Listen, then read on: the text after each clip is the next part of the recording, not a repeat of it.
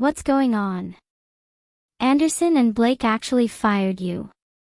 Alex's voice was shocked and a little angry. Yeah, they said it was part of the structure of the rebirth plan. I replied, keeping my voice calm. I'm Emily Carter, a client management specialist at Anderson and Blake Consulting, where I've spent more than 20 years. I love my job, the relationships I've built, and the important deals I've helped the company close.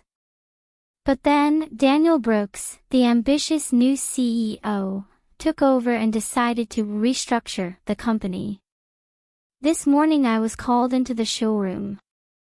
Lisa Harper, the Director of Human Resources, sat silently next to Daniel as he scanned the documents and said coldly, "Emily, we appreciate your advice, but the company is moving forward. Today will be your last day." In front of me was a yellow envelope, a termination letter and a small severance package. I looked at Daniel, trying to gain some semblance of respect, but he just tilted his head, as if I were nothing more than a number on a payroll. 20 years of dedication, and this is how they get rid of me. I'm completely devastated, knowing this game has only just begun.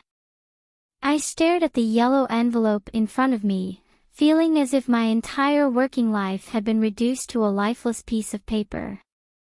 20 years of dedication, long sleepless nights studying important contracts, all ended with a single emotionless sentence from Daniel Brooks.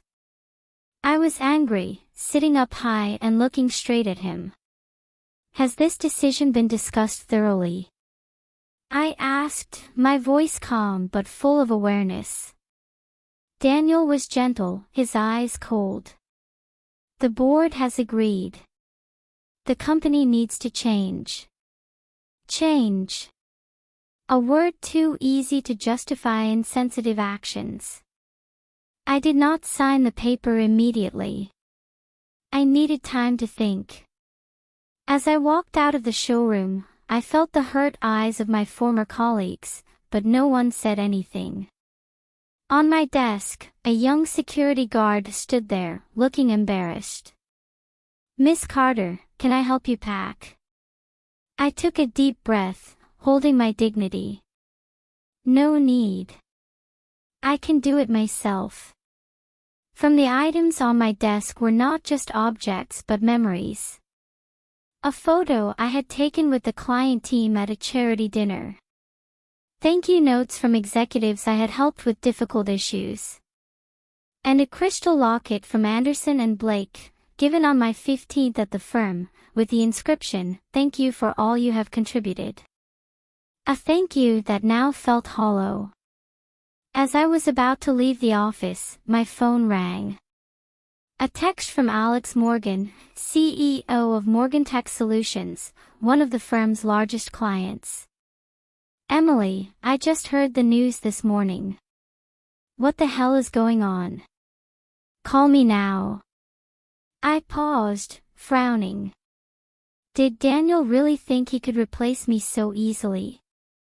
The relationships I had built over the course of 20 years couldn't be simply handed off to someone new. A few seconds later, another message popped up from Brandon Chase, CEO of Sterling Technologies. "I can't believe Anderson and Blake made such a stupid decision. We need to talk." I glared at the phone screen, then laughed softly. Daniel Brooks had just made the biggest mistake of his career. I stepped out of the Anderson and Blake building, the morning chill hitting my face, but the numbness I felt didn't come from the cold. It came from the fact that I had just been fired from a job I had devoted 20 years to. But as I looked at my phone screen with messages from important client CEOs, I realized that Daniel Brooks had completely misjudged me. I decided not to let my emotions cloud my decision and acted immediately. I sat down at a nearby coffee shop and called Alex Morgan first. "Emily, what's going on? Anderson and Blake actually fired you." Alex's voice was filled with shock and a hint of anger. Yeah, they said it was part of the restructuring plan, I replied, keeping my voice calm. Structure? Alex sneered. They think a partner down here can replace you. I don't trust anyone but you to handle my approval. If she's not there, I'll have to reevaluate my entire partnership with the firm. Before I could respond, my phone rang with another call from Brandon Chase of Sterling Technologies. I quickly transferred the call, and the story was the same. They no longer trust Anderson and Blake without me. I didn't have to do anything, my clients were standing up for me. This afternoon, I received a call from James Reynolds, CEO of Westbridge Advisors, one of the largest consulting firms in the industry and a major competitor to Anderson and Blake. Emily, I heard this morning. I'll get straight to the point, we want her. If she's ready, I'll give her full control of the client division, a new crown jewel, and double what she's been making. The offer was too good to pass up, but I didn't respond right away. I wanted to see what happened before it was decided. After only a week, Anderson and Blake was in a soft spot. Clients were suspending contracts, asking for revisions, and some were even talking about pulling out altogether. Daniel Brooks, who had helped me, was in turmoil. He tried to contact clients, but the only response he got was, "We only work with Emily Carter. If she's not there, we'll find another partner." Finally, 2 weeks after I left, a shocking news broke in the consulting world. Anderson and Blake's board was considering responding to Daniel Brooks because the company had ended so quickly. I laughed at that. I didn't need revenge, because Daniel had dug his own grave. But the game wasn't over yet, I had one last move to make. I sat in my apartment, staring at my phone, which was constantly lit up with messages and emails from former clients. Anderson and Blake was falling into disrepair, and those who had believed I could replace them now understood their mistakes. I got a call from James Reynolds, CEO of Westbridge Advisors, who had extended the offer to me earlier. "Emily, have you considered my offer?" I leaned back, taking a moment to reflect. I had been in the business long enough to know that I had value, and I wasn't going to make a decision on a whim. "I appreciate your offer, James. But I want to know, what are your plans for Anderson and Blake?" James chuckled softly over the phone. "You're as smart as I thought. Anderson and Blake is quiet. Their board has reached out to me about a possible partnership or even a merger. And I think if anyone can lead the process, it's you." I hung up. This opportunity had come sooner than I thought. Not only would I be able to continue my career, but I would be able to control the company itself. I want full control of the client relations department, to pick my team, and to have a stake in the company, I said firmly. James was silent for a moment, then laughed. "I like the way you negotiate. Okay, Emily. We'll join Anderson and Blake as part of Westbridge Advisors. But I need your answer now." I rolled my eyes, took a deep breath. This wasn't just a new job, it was a chance to get back everything I'd lost, on my own terms. Within 3 months of my departure from Anderson and Blake, the firm had lost nearly 50% of its key clients, revenues had plummeted, and its reputation had been severely damaged. The board had no choice but to bring in Daniel Brooks to investigate the situation. But it was too late. Westbridge Advisors began negotiations to acquire Anderson and Blake, and I was the person who led the deal. One morning, I received a call from Richard Blake, one of the firm's founders. "Emily, I know things have happened between us, but I hope you'll reconsider. Anderson and Blake still needs you. I smiled with relief. Thank you, Richard. But I'm not coming back to be an employee. I'm coming back to own it. 3 weeks later, the formalities were completed. Anderson and Blake is now part of Westbridge Advisors, and I am the head of client relations with full control. I am not going back.